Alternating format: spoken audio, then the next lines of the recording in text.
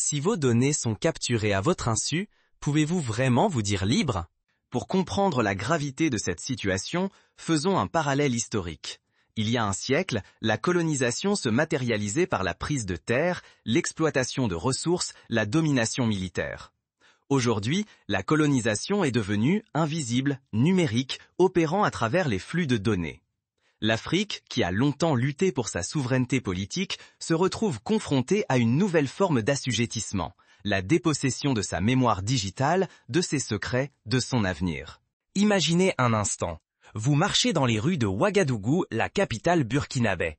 Les passants vaquent à leurs occupations, les enfants rient, les marchés bruissent. Mais derrière 17 portes anodines, des ONG, des bureaux de développement, des centres technologiques, se cache une réalité invisible. Ces lieux, perçus comme des moteurs de progrès, hébergent en réalité un secret colossal, digne des plus grands romans d'espionnage. Un réseau d'espionnage numérique sophistiqué, opérant à une échelle jamais vue en Afrique de l'Ouest. Ce réseau n'agissait pas seul. Des indices, des traces numériques, des schémas de transfert de données remontent jusqu'à des infrastructures étroitement liées à Israël. Des infrastructures capables de capter des communications gouvernementales sensibles, des cartes secrètes de gisements miniers, des dossiers confidentiels sur l'agriculture, la santé, l'éducation. Imaginez, des synthèses de réunions stratégiques, des plans de développement, des métadonnées personnelles, des milliers de conversations, tout aspiré depuis le cœur du continent africain, stocké sur des serveurs à des milliers de kilomètres, hors de tout contrôle local, hors de toute juridiction africaine. En l'espace de quelques heures, plus de 2 millions de profils biométriques de citoyens burkinabés ont été siphonnés. Cela représente plus que la population totale de maintes villes africaines. Chaque profil, chaque empreinte digitale, chaque numéro d'identification, chaque nom, chaque photo de visage, chaque adresse, chaque parent, chaque détail de santé, tout a été aspiré, stocké, analysé. Imaginez l'impact sur la vie d'un jeune étudiant, dont l'identité numérique est désormais exposée à des intérêts étrangers, ou celui d'un fonctionnaire, dont les communications privées sont surveillées, ou encore celui d'un agriculteur, dont les données économiques sont utilisées pour manipuler les prix du marché. Qui détient le vrai pouvoir, lorsque l'essence même de l'économie et de la politique, c'est-à-dire l'information, s'échappe sans consentement? Peut-on parler d'indépendance si la mémoire digitale d'une nation appartient à d'autres? Fermer les yeux sur cette menace, ce n'est pas seulement accepter de céder son futur, c'est laisser partir richesse, secrets et jusqu'à la voix de millions de citoyens.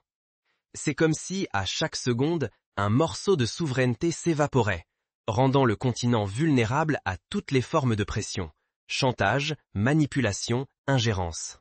Désormais, l'Afrique n'est plus seulement une cible, elle peut devenir maîtresse de son destin digital.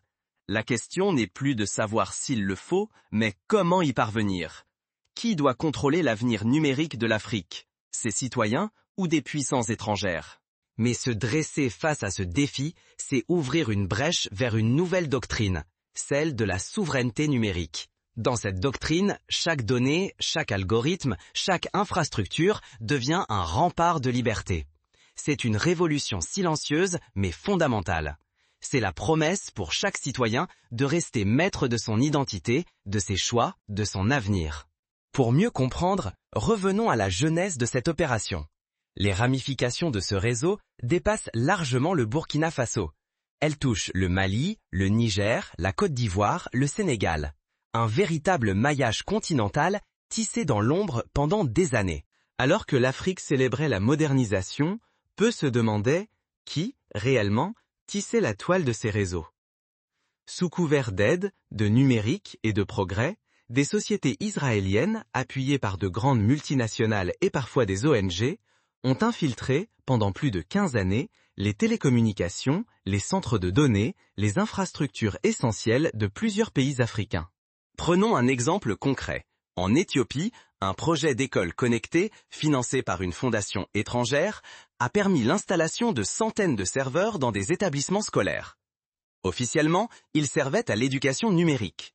Officieusement, ils captaient les flux Internet, les courriels, les historiques de navigation de milliers d'élèves, d'enseignants et de familles.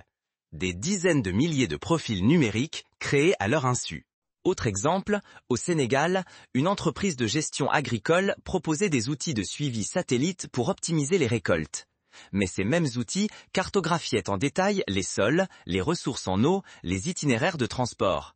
Les données étaient transférées, cryptées, vers des serveurs basés en Europe et en Israël, puis revendues à des groupes agro-industriels étrangers capables d'anticiper et de manipuler les marchés locaux. Derrière les logos rassurants d'ONG ou de projets éducatifs, des équipements de surveillance high-tech s'installaient silencieusement dans des écoles, des fermes, des hôpitaux. Ordinateurs, serveurs, satellites, bien plus que relier le continent, ils permettaient de copier, d'intercepter et d'exporter à l'étranger des données stratégiques. Ce n'est pas un cas isolé, c'est une infiltration continue, méthodique, qui a prospéré grâce au camouflage dans des projets de développement et à la naïveté ou la complicité de certains décideurs locaux. Les dispositifs d'écoute ont discrètement été intégrés à la fibre optique, aux relais téléphoniques, jusqu'aux bornes Internet, souvent installées par des sous-traitants étrangers sous contrat public. Des experts estiment que des dizaines de millions de communications privées, de cartes minières ultra précises et de profils de citoyens ont été aspirés dans le plus grand secret. À Ouagadougou, la saisie de plus de 2 millions de dossiers biométriques a révélé l'ampleur de la collecte. Elle dépassait largement les frontières officielles. Cartes d'or et de manganèse, synthèse de conseils de ministres, bases de données entières, tout se retrouvait stocké sur des serveurs situés en Israël ou chez leurs alliés. Pour bien saisir l'ampleur du phénomène, rappelons un épisode célèbre de l'histoire mondiale. Lors de la guerre froide, l'Union soviétique et les États-Unis se livraient à une course effrénée pour l'écoute des communications adverses. Les câbles sous-marins étaient espionnés, les ambassades truffées de micros. Aujourd'hui, la guerre de l'information ne se joue plus seulement entre grandes puissances, mais sur les infrastructures africaines, souvent sans que les populations en aient conscience. Malgré l'ampleur de ce réseau, la majorité des grands médias internationaux sont restés muets, préférant relayer les discours rassurants des opérateurs et partenaires occidentaux. Mais sur le terrain, des journalistes africains, des médias communautaires, des blogueurs, de simples citoyens ont sonné l'alarme. À Dakar, à Bamako, à Abidjan, des enquêtes indépendantes ont révélé la collusion entre ONG et groupes privés étrangers, dévoilant l'ampleur du pillage numérique. Mais alors, que s'est-il vraiment passé lors de la perquisition de Ouagadougou ? Que révèle cette opération sur la taille et les méthodes du réseau? Le véritable danger? Ne rien voir. Laisser cette infiltration invisible se poursuivre, c'est accepter que les décisions majeures, économiques, politiques, sociales, soient dictées à distance, hors du continent. Car celui qui détient les données détient le futur. Ressources minérales, plans de développement, profil des élites, mouvements sociaux, tout devient négociable, marchandable, accessible à l'étranger. Dans l'un des bureaux, les agents découvrent une salle de contrôle digne d'un centre de commandement militaire. Murs d'écran affichant des cartes en temps réel, logiciels d'écoute téléphonique, bases de données électorales, outils d'analyse comportementale. Des dossiers révélant la cartographie de réseaux sociaux, l'identification des leaders d'opinion, la surveillance des opposants politiques. Pour comprendre l'ampleur du scandale, il faut revenir sur les premières heures de l'opération Clearsight. Les enquêteurs, appuyés par des experts en cybersécurité recrutés localement et internationalement, découvrent un système bien plus vaste et sophistiqué qu'imaginé. Dans chaque lieu perquisitionné, des racks de serveurs, des dizaines de disques durs, des antennes satellites, des systèmes de cryptage avancés. Les flux de données étaient redirigés en temps réel vers l'étranger. Ce n'est plus du développement, c'est une colonisation invisible, version numérique. Les événements de Ouagadougou l'ont prouvé sans équivoque. Sous couvert d'ONG et de start-up bienveillantes, un gigantesque système d'exploitation digitale s'est enraciné sur le continent africain. Les preuves sont indiscutables. Des millions de données personnelles, biométrie, historiques d'appels, listes électorales et images satellites ont discrètement été siphonnées vers des serveurs étrangers hors de toute surveillance nationale. La violation ne s'arrête pas à la vie privée.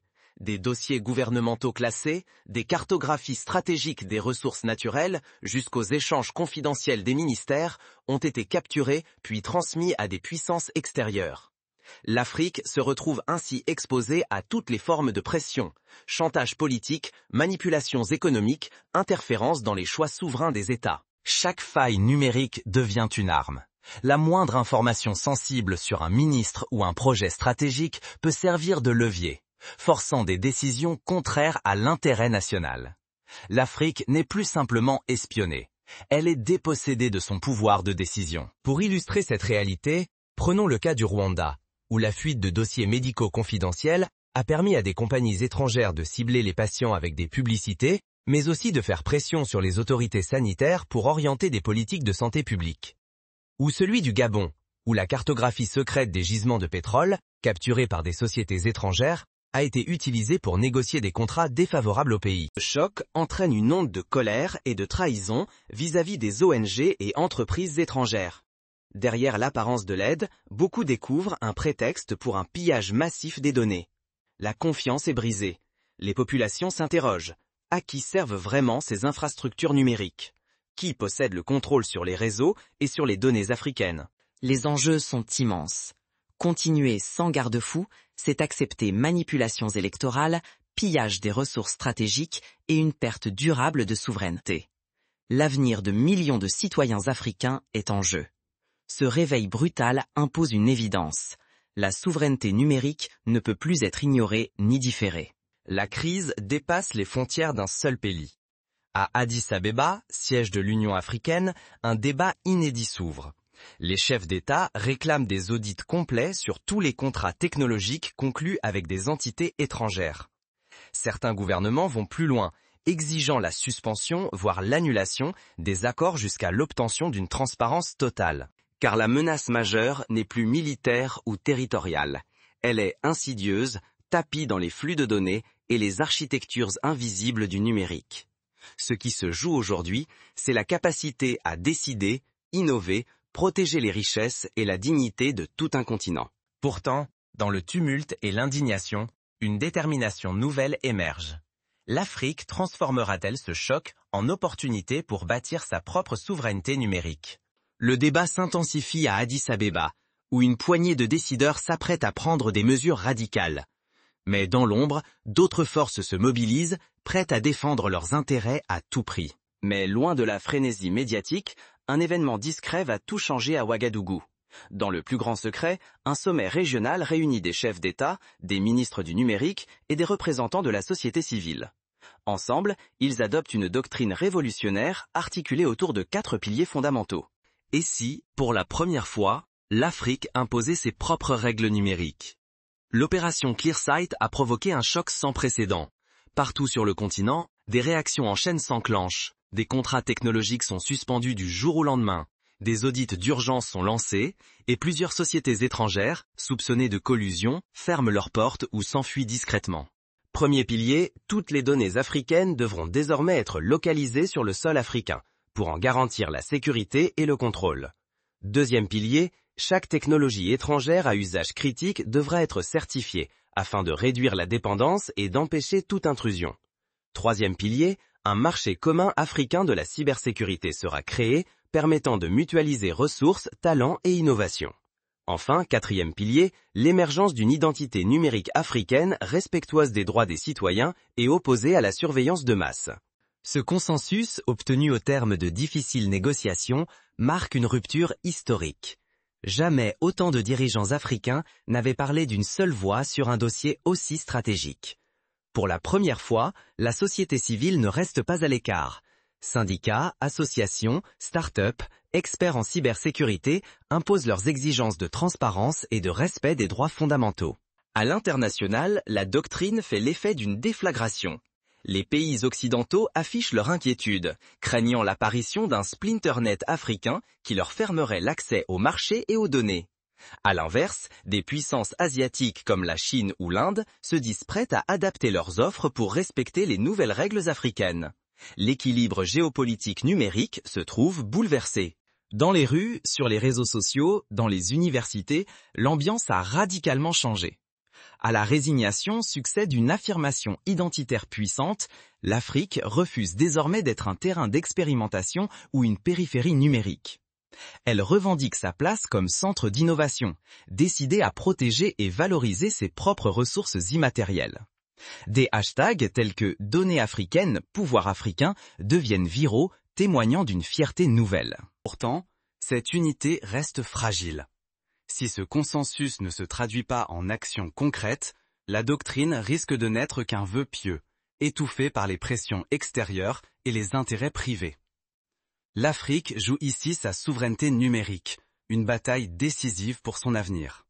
Mais alors que l'espoir renaît, les premiers obstacles surgissent déjà. Dans l'ombre, les adversaires de cette révolution commencent à riposter. Les campagnes de désinformation se multiplient, tentant de discréditer les initiatives africaines. Des acteurs étrangers proposent des accords alternatifs, promettant des solutions clés en main, mais exigeant l'accès aux données en contrepartie.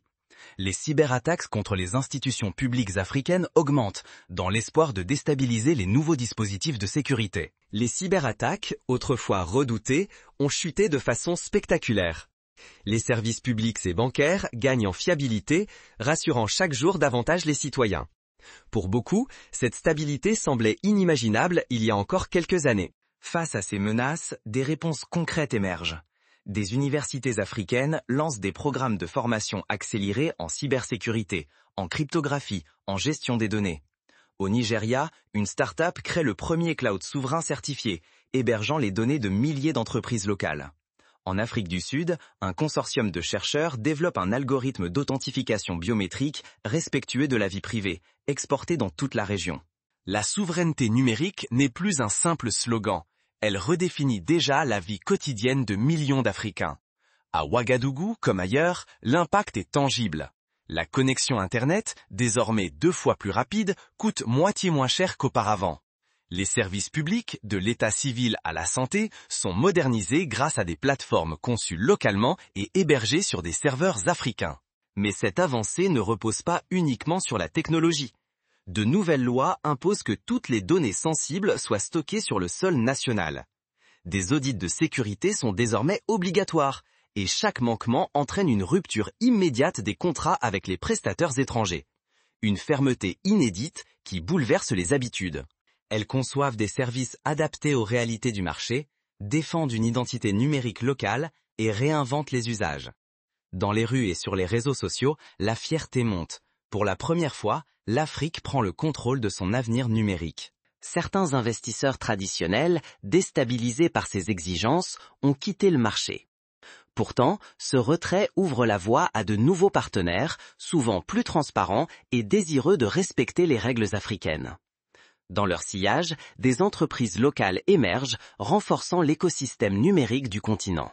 Cette dynamique a déclenché un essor spectaculaire des startups africaines. À Accra, une équipe de jeunes développeurs lance une application de paiement mobile 100% africaine, traitant des millions de transactions chaque mois. À Nairobi, des ingénieurs créent un moteur de recherche local respectueux de la vie privée et adapté aux langues africaines. À Abidjan, une plateforme de télémédecine connecte des patients isolés à des médecins de la diaspora. Pourtant, cet équilibre reste fragile. Les débats sont vifs, la pénurie d'experts qualifiés et la pression des puissances étrangères menacent encore cette autonomie nouvelle. Gagner cette bataille ouvrirait une ère d'émancipation. La perdre, ce serait risquer de replonger dans la dépendance, avec toutes les conséquences économiques et sécuritaires que cela implique. Pour consolider les acquis, les gouvernements mettent en place des mesures pratiques. Des bourses encouragent les étudiants à se spécialiser dans les métiers du numérique. Des incubateurs accueillent des porteurs de projets innovants. Des réseaux panafricains de coopération technique se déploient, permettant de mutualiser les ressources et d'échanger les meilleures pratiques. Vos données, votre avenir, votre choix. Ce qui vient de se jouer à Ouagadougou dépasse l'actualité. C'est un point de bascule pour tout un continent, un moment où l'Afrique se retrouve face à la question décisive de la souveraineté numérique. Aujourd'hui, la souveraineté numérique devient l'étendard d'une fierté collective, presque une deuxième indépendance. Les symboles évoluent.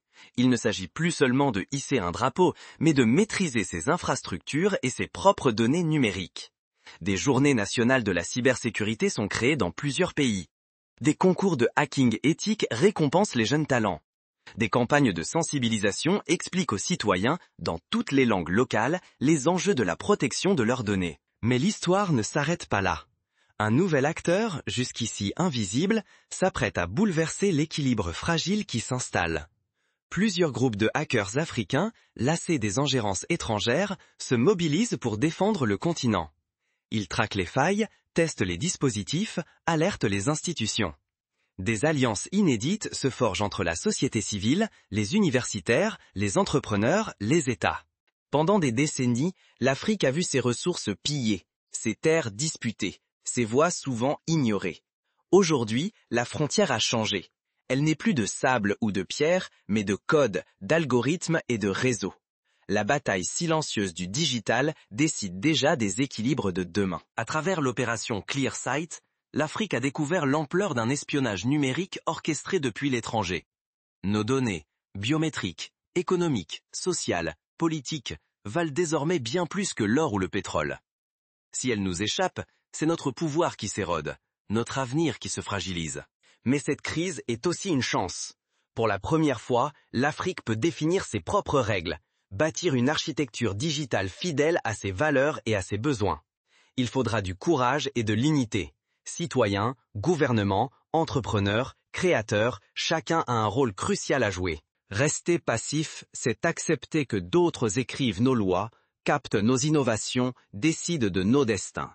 C'est livrer nos rêves, notre sécurité et notre dignité à des puissances extérieures. La maîtrise du numérique n'est plus une option. Elle est la clé de notre indépendance, de notre prospérité, de notre fierté retrouvée. Chaque clic, chaque donnée, chaque idée compte. Laisser filer ce moment, c'est risquer l'effacement de l'Afrique dans la gouvernance mondiale. Mais agir, c'est faire entendre notre voix, imposer nos choix et garantir que l'histoire numérique du continent sera écrite par et pour les Africains. Le 21e siècle sera-t-il celui de l'indépendance africaine fondée sur la souveraineté digitale? Ou verrons-nous nos destins pilotés à distance, nos talents enfermés par des codes étrangers? La réponse dépend de chacun, ici et maintenant. Engagez-vous, informez-vous, parlez autour de vous. Le numérique n'est pas réservé aux experts. Il concerne votre vie, votre avenir, vos droits les plus essentiels.